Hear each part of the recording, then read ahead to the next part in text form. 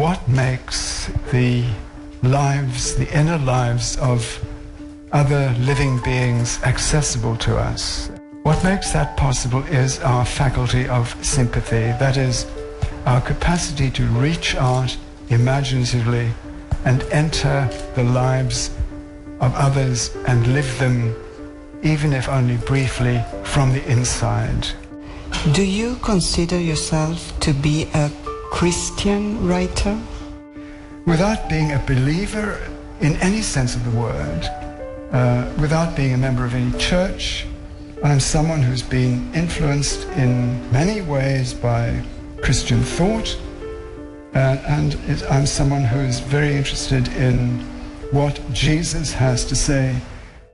Praying is a form of discourse which, as far as I know, appears in every human society.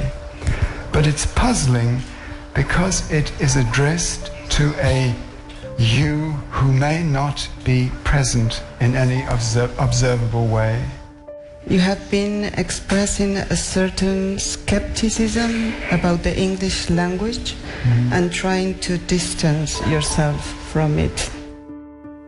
I have reservations about English at a personal level, philosophical level,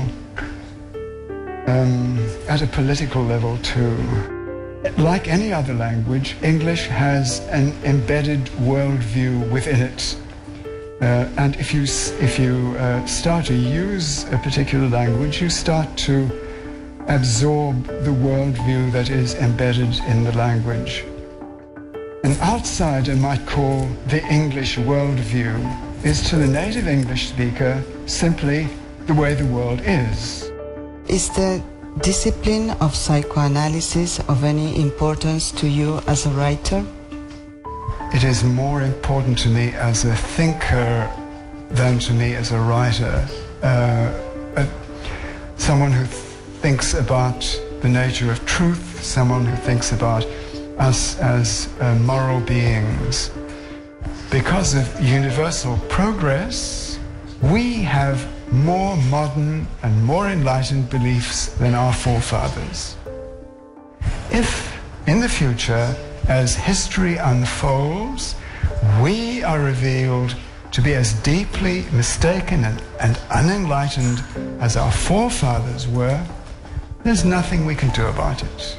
Because it's in the nature of history that there's just one story after another, each one supplanting the one before.